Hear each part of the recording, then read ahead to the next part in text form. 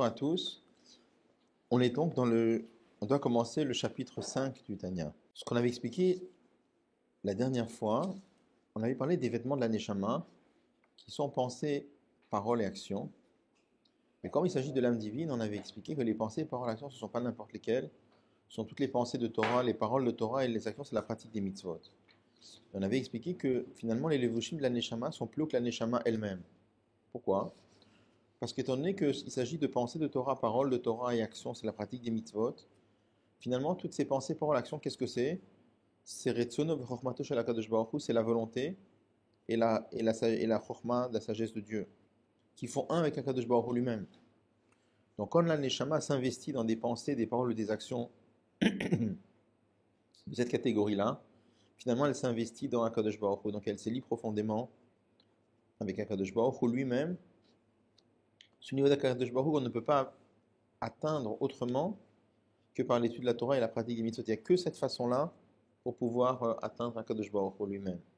Et bien que là, on avait expliqué que bien que la Neshama elle-même aussi, elle provient d'Akadosh Baruch Hu lui-même, on avait expliqué que la Neshama telle qu'elle descend en bas, toute cette notion est complètement voilée. Alors que Torah et mitzvot, même tel que c'est dans ce monde-là, c'est Retzono v'chokhmato shel HaKadosh Baruch Hu, c'est la volonté, la sagesse de Dieu de façon complètement révélée.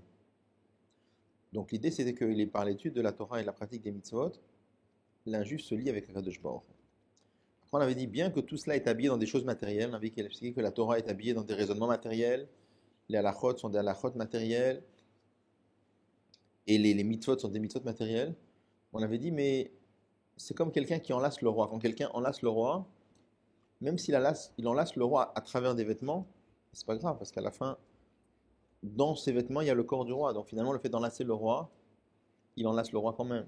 On a dit, si c'est le roi qui l'enlace avec sa main, avec son bras, même si sa main et son bras sont recouverts de vêtements, peu importe, à la fin, l'idée c'est que le roi l'enlace, même si c'est à travers des vêtements. Donc même si ça passe par l'intermédiaire de notions matérielles, peu importe. Alors on avait dit que ce double exemple, lui qui enlace le roi ou le roi qui l'enlace, on n'a pas expliqué exactement à quoi ça correspondait, on va le voir dans ce chapitre-là. Et dans ce chapitre-là, on veut surtout expliquer le mot plus clairement.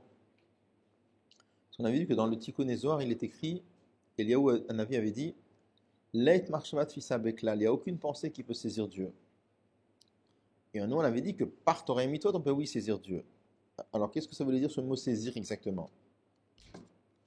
Alors, Perhe, ou le Tosefet Biobaret avait pour un supplément d'explication claire, Lachon Tfisa Shamar Eliyahu, le mot saisir qu'Eliyahu avait dit, Leit marshava tfisa barklal, aucune pensée ne peut te saisir. On avait dit, mais par Torah et Mitzvot, oui.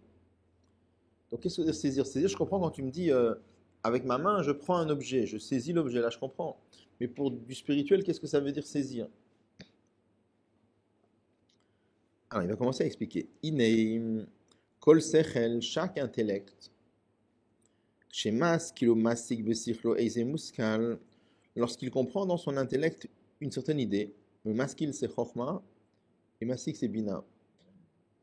Le maskil on avait dit c'est quand quelqu'un réfléchit et qu'il attrape le petit éclair initial, et masik ça veut dire saisir, c'est comprendre. Donc quand on comprend une idée, qu'est-ce qui se passe? Haré voici, asechel tofes est un muskal. L'intellect de la personne saisit le raisonnement, ou makifo besichlo, et l'entoure dans son esprit,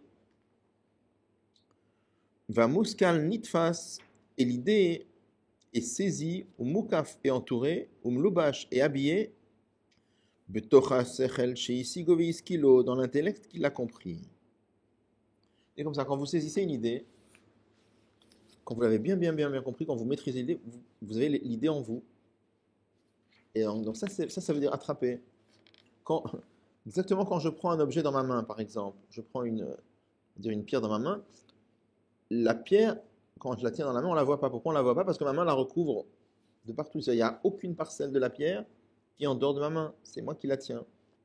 Et bien de la même façon aussi, quand on comprend clairement un raisonnement, notre sechel attrape, saisit le raisonnement entièrement. Voilà. Au point que il y a, je pense même comprendre, c'est aussi prendre avec soi. D'accord? Donc, le- l'idée se trouve complètement intégrée, si on peut dire, dans l'intellect de la personne.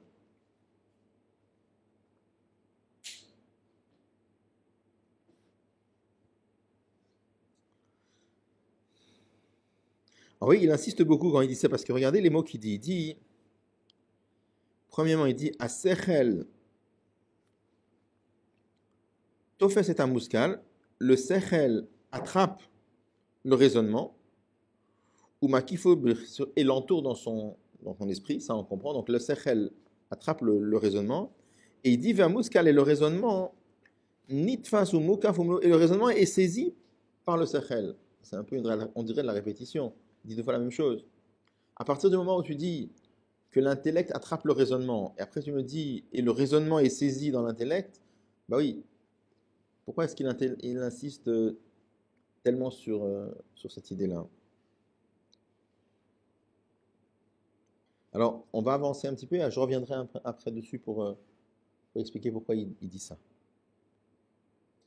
Et après, il dit une deuxième chose, vegam, et aussi, deuxième point, à Sechel, l'intellect de l'homme, mais l'oubash est investi, Bamouskal, dans le raisonnement, Besha Shemasigo Vetov Sobesichlo, au moment où il le comprend et qu'il le saisit par son intellect.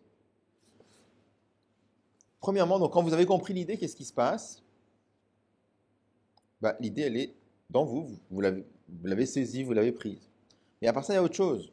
C'est que quand vous réfléchissez à quelque chose, eh ben, quand on réfléchit à quelque chose, notre esprit est plongé dans le raisonnement. Comment on voit ça? On voit qu'on ne peut pas réfléchir profondément à deux choses à la fois. Pourquoi? Parce que puisque toutes nos forces intellectuelles sont investies dans cette réflexion-là, je ne peux pas au même moment commencer à réfléchir à autre chose. Superficiellement, peut-être, mais en tout cas, profondément, c'est impossible de réfléchir profondément à deux choses à la fois. Tu ne peux pas penser à deux choses à la fois. Donc ça veut dire que quand tu réfléchis à quelque chose, qu'est-ce qui se passe? Tu t'investis complètement dedans.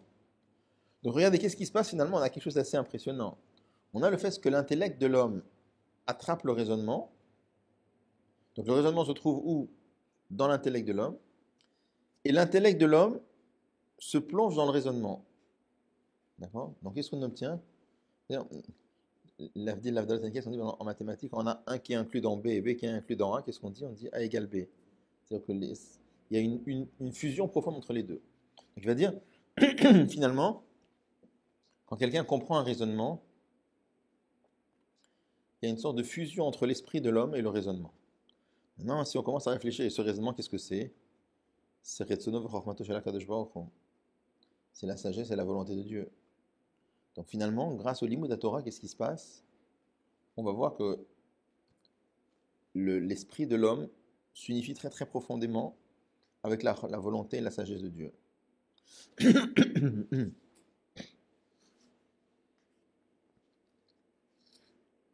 Alors, Derech Machal, par exemple, mais Dalet même, c'est Derech Machal. Chez Adam Mevino Masig, lorsqu'un homme comprend, Eizo Alacha, une certaine Alacha, Bimishna dans la Mishnah, ou Bigemara ou dans la Gemara. La Shura al-Bouria pour la comprendre profondément. Arrêt, alors qu'est-ce qui se passe? Premièrement, Sirlo Tofesuma Kifota, le sechel de l'homme, l'intellect de l'homme, attrape et entoure le raisonnement. Vega, mais aussi Sirlo Melubashba, l'intellect de l'homme est habillé dans le raisonnement. Beotacha à ce moment-là. Veine alachazu. Dit, et voilà maintenant cette alacha, qu'est-ce que c'est? I chokhmato ou tsono shel HaKadosh Baruch Hu. Cette alacha-là, c'est la chokhma et la volonté d'Akadosh Baruch Hu. C'est-à-dire, chez Alabir Tsono, il est monté dans sa volonté. Chez Ksheyiton Reuven Karvekar, que si Reuven va argumenter comme ça et comme ça, Derech Machal par exemple, Shimon Karvekar, et Shimon va lui répondre comme ça et comme ça. Yi Apsak Benehem Karvekar. le psak-din, la halakha entre les deux, ça va être comme ça et comme ça. Si par exemple, Rouven qui demande à Shimon, tu me dois 1000 zouz, 1000 euros, et l'autre lui répond, je t'en dois que 500. Par exemple, la halakha, ça va être que les 500 qu'il reconnaît, il faudra les payer, les 500 qu'il a mis, il faudra jurer qu'il ne les doit pas, bon, peu importe. Quand quelqu'un comprend cette halakha-là, il comprend finalement une halakha qui est Retzonom v'chormato shel HaKadosh Baruch Hu. Donc il va expliquer par la suite que l'esprit de l'homme finalement se fusionne avec Retzonom v'chormato shel HaKadosh Baruch Hu. Ça, c'est ce à quoi on veut arriver. Alors, je reviens maintenant sur ce qu'il avait dit avant. Il avait insisté pour dire que lorsque on comprend le raisonnement, qu'est-ce qui se passe? Le raisonnement, notre intellect attrape le raisonnement, et le raisonnement se trouve dans notre intellect. Et ce raisonnement, en vérité, qu'est-ce que c'est? C'est Retzono v'chormato shel HaKadosh Baruch Hu. Pourquoi il insistait tellement? Donc il y a une note du rabbi, une explication du rabbi qui dit la chose suivante. On peut imaginer, par exemple, il y a des cas où quelqu'un étudie la Torah à l'ishma, c'est-à-dire il n'étudie pas la Torah de façon idéale. Imaginons par exemple quelqu'un qui étudie la Torah parce qu'il veut avoir beaucoup de connaissances pour qu'on lui fasse du kavod, ce qui est très grossier, d'accord? Dans ce cas-là, il n'étudie pas la Torah l'ishma. Donc j'aurais pu croire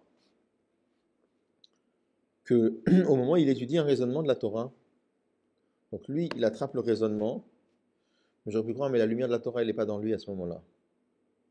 Et ce qu'il veut nous expliquer, c'est que malgré ça, même quand un juif il étudie la Torah de cette façon-là, de façon pas souhaitable, même à ce moment-là, hein, non seulement son esprit attrape le raisonnement de la Torah, mais à ce moment-là, même le raisonnement de la Torah reste en lui aussi. Donc voilà, la Torah, elle est en galoute, elle est en exil, c'est un autre problème, ça on verra après. Mais c'est pour ça c'est un des biurim, une des explications pour expliquer pourquoi il insiste tellement en disant l'esprit de l'homme attrape le raisonnement et le raisonnement se trouve. Je comprends bien que si l'esprit de l'homme attrape le raisonnement se trouve dans l'esprit de l'homme. Pourquoi il insiste autant? Alors, l'idée, c'est de dire que même quand il étudie la Torah qui est de façon qui n'est pas souhaitable, et bien même de cette façon-là, le raisonnement de la Torah se trouve en lui à ce moment-là. Il n'y a pas ça. Il n'y a pas la Kedusha, non. Il n'y a pas la Kedusha dedans. Par rapport au Kavod, si par exemple on étudie la Torah et qu'on essaie vraiment de s'attacher avec la Kadosh Baruch Hu, et que quand quelqu'un nous fait du Kavod ou nous fait un compliment, il en reste que ça nous fait plaisir même si on ne veut pas. Ça c'est autre chose. Ça c'est autre chose. Nous on doit étudier la Torah parce qu'Akadosh Baruch Hu le demande. On doit étudier la Torah pour Akadosh Baruch Hu. Maintenant même si quelqu'un fait ça pose pas de problème. Et qu'on ressent un sentiment de... Bon, après il faudra travailler pour pas ressentir le moindre orgueil. On ne doit pas avoir l'orgueil du limud de la Torah. Mais déjà la motivation première, elle doit être dans ce sens-là. Pourquoi il est parti, quand il prend un exemple de halakha, c'est intéressant de voir qu'il est parti prendre une halakha dans les questions d'argent. Enfin, une dispute entre deux personnes, Reuven et Shimon qui se disputent, un qui dit comme ça, et l'autre qui lui répond comme ça et comme ça. Il aurait pu prendre une halakha de Shabbat, ou une halakha de Yom Tov, ou une halakha de Kashrut. Pourquoi c'est parti de prendre une halakha de Choshen Mishpat, c'est-à-dire sur les différends qui peuvent exister entre les personnes. On m'explique parce qu'en vérité, on explique ça en chassid souvent. Le chidouche de ce genre de halachot-là, parce que par exemple, quand tu étudies une Mishnah, une halakha dans laquelle on te dit, Reuven dit, tu me dois 100. Et Shimon lui répond, je te dois que 50. Il y a un des deux qui ment. D'accord? Donc il y a un morceau de la Mishnah qui est un mensonge. C'est de quoi un mensonge? C'est pas que la Mishnah dit de mensonge, par exemple, je veux dire, la Mishnah relate un mensonge de quelqu'un. Quand tu lis cette ligne de Mishnah qui est le mensonge de quelqu'un, il y a la lumière d'Akadosh Baruch Hu dedans quand même. Donc ce qu'on veut nous montrer ici, c'est que même quand la Torah elle est descendue très très très bas, et même quand la Torah elle est descendue pas simplement dans des problèmes matériels, mais plus que ça, la Torah elle est descendue même dans des mensonges. Vous comprenez dans quel sens des mensonges? Pas qu'il y a le moins de mensonges dans la Torah, mais que la Torah elle s'est habillée même dans des mensonges des personnes pour pouvoir venir guider même dans des différents pareils. Donc là, c'est un chidouche supplémentaire. Que même quand la Torah elle descend dans des choses tellement basses comme des mensonges, même là, ça reste Retsono Vechormato Shel HaKadosh Baruch Hu. Regardez ce qu'il dit maintenant.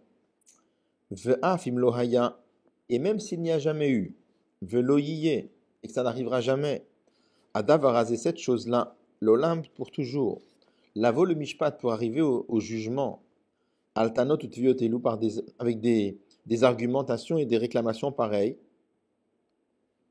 même si le cas envisagé, même la personne qui étudie une halakha, il est en train d'étudier une halakha qui n'est jamais arrivée, qui va jamais arriver, vous voyez ce qu'on dit sans mentionner, Mikol Makom, il dit cependant, Machar, puisque Shekach ala birtsono, ainsi c'est monté dans la volonté d'Akadosh Baruch Hu. Bechormato shel HaKadosh Baruch Hu, dans la sagesse de Dieu. Chez Im Yiton Zekar, que si l'un des deux argumente de cette façon-là, Vezekar et l'autre lui répondent comme ça, Yiya psakar, le psak din, la halacha entre les deux, va être ainsi. Arrête, voici que chez Adam Yodea Omasik Besichlo, lorsqu'un homme comprend avec son intellect psakze, cette décision de la Torah, qui a halacha en tant que halacha ha'arucha b'mishnah, qui est exposé dans la Mishnah au Gemara ou dans la Gemara au poskim ou bien dans les décisionnaires, Shulchan Aruch, etc. Areze masik vetofes. Alors cette personne-là, qu'est-ce qui se passe? Il est en train de saisir, tofes, il attrape, ou makif, il entoure, besichlo, dans son intellect à lui, la volonté et la sagesse de Dieu, que normalement, vous voyez les mots, de leit marchavat fisabe, que normalement il n'y a aucune pensée qui peut le saisir. Mais quand tu attrapes un raisonnement de la Torah, à travers ce raisonnement de la Torah, tu saisis vraiment Retsono vechormato shel HaKadosh Baruch Hu qui se trouve dans le raisonnement. Donc, il dit, cette personne-là attrape Retsono vechormato shel HaKadosh Baruch Hu, Deleit marchavat fisabe, que normalement aucune pensée ne peut le saisir à lui, velo birsono vechormato, ni sa volonté, ni sa sagesse. Pourquoi?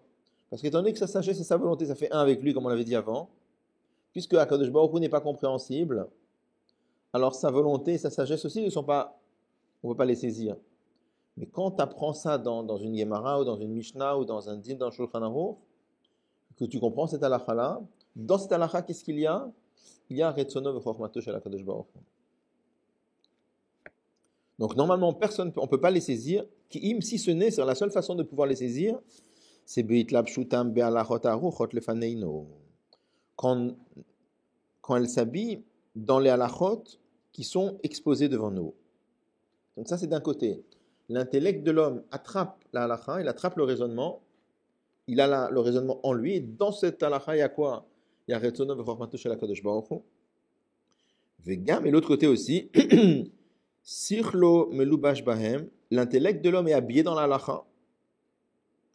Donc on a les deux.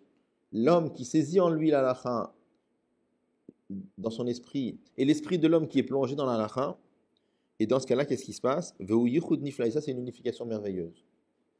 She'en yichud kamo, au point qu'il n'y a pas d'unification comme celle-ci, velo koerko, ni comme ce niveau-là, ni mtsaklal qui se trouve du tout, begashmu dans le monde matériel, liot la chadim miyuchadim mamash, pour devenir complètement unifié, mikol tzadupina, de tous les côtés, de tous les recoins. Il dit dans le monde matériel, ça n'existe pas une chose pareille, que deux choses puissent être complètement fusionnées de cette façon-là. C'est que dans le spirituel, quand l'esprit attrape le raisonnement qui est Retsono vechormato shel HaKadosh Baruch Hu, et l'esprit de l'homme est investi dans Retsono vechormato shel HaKadosh Baruch Hu. Alors, il y a une supériorité dans les halachot par rapport au reste, parce que quand par exemple on apprend des raisonnements dans la Torah qui ne restent pas dans la conclusion, alors ça sera Chochmato shel HaKadosh Baruch Hu, mais ce ne sera pas Retsono, ce n'est pas la volonté, parce que ce n'est pas la halacha comme ça. La question de Ratson, on peut le dire que sur la halacha.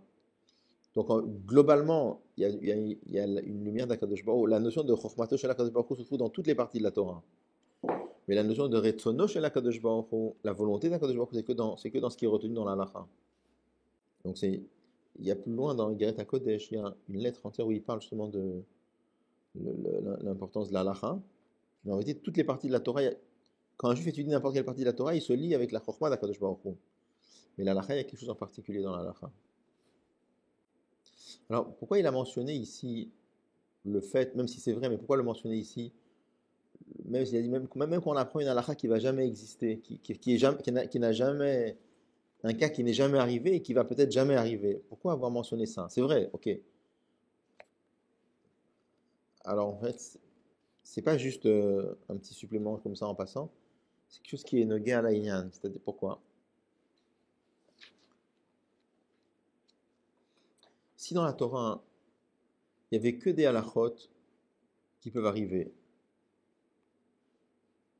d'accord? Que des choses, si dans toute la halachot de la Torah, ce serait que des choses qui arrivent concrètement. On aurait pu imaginer la chose suivante. Imaginez par exemple un très très grand maître qui est plongé toute la journée dans le limoud, dans des choses très profondes. Il étudie la Torah très très très très très profondément. Il étudie des choses très très hautes.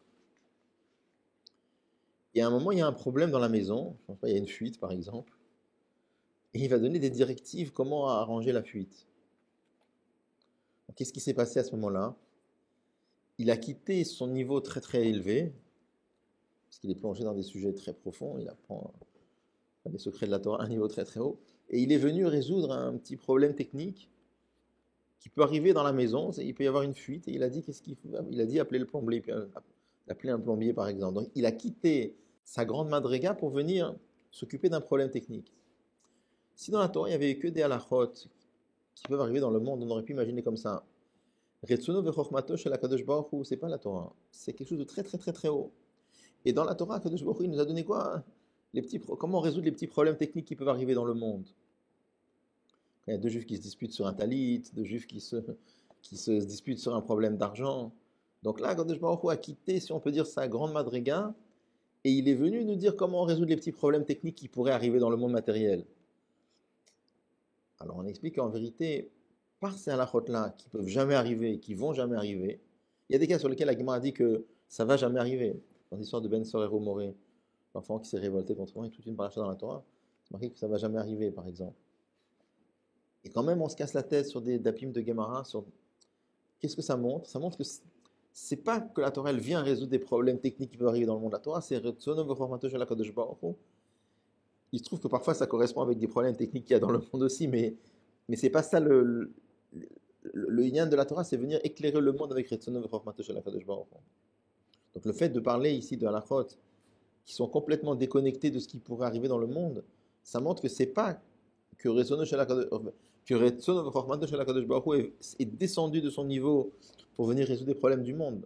Non, c'est Retzono v'chormato shel HaKadosh Baruch Hu. Il se trouve qu'en plus ça pourra, c'est pas il se trouve, ça vient aussi résoudre les problèmes du monde, mais c'est pas ça la vocation première. Bon.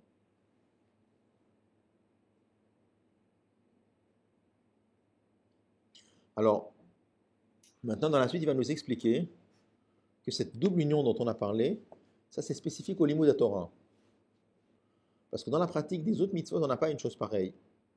Par exemple, quand quelqu'un met les tefilines, alors tu peux dire, il s'est investi dans le fait de mettre les tefilines. Très bien, ça oui. Mais est-ce que tu peux dire qu'il a pris quelque chose en lui? Non. Ça c'est spécifique au Limud.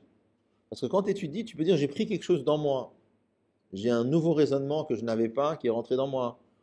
Ou j'ai une nouvelle idée qui est rentrée dans moi. Ou j'ai quelque chose de plus profond que ce que j'avais compris hier qui est rentré dans moi. Il y a quelque chose qui est rentré. Mais quand tu pratiques une mitzvah, il n'y a rien qui rentre spécialement. C'est le contraire.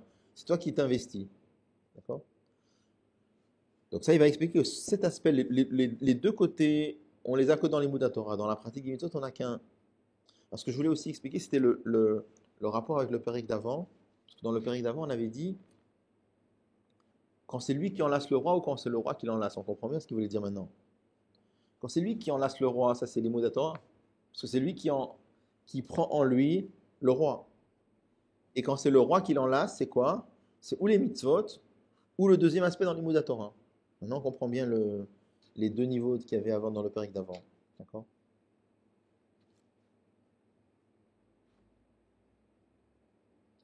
Il dit Vezot, et cela, hein, ce qu'on vient de dire, la double union, Malayetera, c'est un avantage supplémentaire. Gdo, la venifla, qui est très grand et qui est merveilleux. les enketz à l'infini, Ashabe mitzvah yediyat Torah ve'asagata, qui se trouve dans la mitzvah de connaître la Torah et de comprendre la Torah, al kol mitzvot masiot, par rapport à toutes les actes mitzvot qui se font par l'action, valfilu al mitzvot atluyot bedibur, et même par rapport aux mitzvot qui se font par la parole étant, même par rapport aux mitzvot qui se font par la parole, filu al mitzvot, pas simplement les mitzvot qui se font par l'action, mais même par rapport aux mitzvot qui se font par la parole. Et même par rapport à la mitzvah de Talmud Torah qui se fait par la parole. C'est-à-dire dans Talmud Torah, l'Admor Zaken explique, c'est que l'Admor Zaken avait écrit un petit livre, c'était encore avant qu'il écrive son Shulchan Aruch, il était très jeune, il avait écrit un livre sur les halachot de Talmud Torah, les halachot de l'étude de la Torah. Et il y a beaucoup de chidushim, parce qu'il y a les halachot, et il y a des notes en bas qu'il appelle Contras Acharon. Et là-bas, il répond à des contradictions entre des Gemarot, des contradictions entre plein de choses qu'on ne trouve pas avant. C'était des passages très difficiles qui étaient contradictoires. Et là-bas, il a écrit un livre merveilleux dans lequel il répond à toutes les contradictions. C'est très impressionnant. En tout cas, là-bas, dans le 3e pérec de Hilchot Talmud Torah, il explique que dans la mitzvah de Talmud Torah, il y a 2 parties. Il y a une mitzvah de comprendre la Torah. Il y a une mitzvah de prononcer les mots. Et il dit que c'est vraiment 2 choses différentes. Donc la mitzvah de comprendre, c'est la mitzvah de connaître la Torah, connaître et comprendre. Et l'autre, c'est une mitzvah de prononcer les mots Talmud Torah chez Bedibour. Donc il dit ce qu'on vient d'expliquer ici, cette supériorité qui a la double union, c'est que dans la mitzvah de comprendre et de connaître la Torah. Mais dans la mitzvah de Talmud Torah chez Bedibour, prononcer les mots, il n'y a pas ça. D'accord? Donc c'est spécifique à la mitzvah de comprendre et de connaître la Torah. Pourquoi? Qui a les décola mitzvot chez Bedibouruma, c'est parce que à travers toutes les mitzvot qui se font par la parole et l'action, Akadosh Baruch Hu malbish et hanefesh, Akadosh Baruch Hu habille l'âme de la personne, la lumière d'Akadosh Baruch Hu entoure la neshama, ou mekif or Hashem, et la lumière d'Hashem entoure la neshama, mais rosh avad raglam otamo de la tête aux pieds. C'est une façon imagée de dire, la neshama entière. Par contre, Beyediat Torah, dans la mitzvah de connaître la Torah, Milvat she'asechel melubash bechokmat Hashem, en plus du fait que l'intellect de l'homme est habillé, est investi dans la chokmat d'Hashem, ce qui est vrai aussi dans les mitzvot, il n'émet en plus gam chokmat Hashem bekirbo. La chokmat d'Hashem se trouve dans lui. Ma she'asechel masik vetofes ou makiv besichlo, ce que l'intellect arrive à percevoir, Machev, Charlolit, ce qu'il est capable de comprendre, ou la sig, de percevoir et de comprendre, mais dit à Torah dans la connaissance de la Torah, Ish que Fisichlo, chaque homme selon ses capacités intellectuelles, parce qu'il y a des gens qui comprennent plus profondément, il y a des gens qui comprennent plus superficiellement, et sa force de connaissance dans les 4 parties de la Torah qui sont le Pshat, le Remez, le Drush, le Sod. On a déjà eu l'occasion de voir que c'est marqué qu'il y a des Neshamot qui sont plus liés au Pshat, il y a des Neshamot qui sont plus liés au Remez, il y a des Neshamot qui sont plus liés au Sod, etc.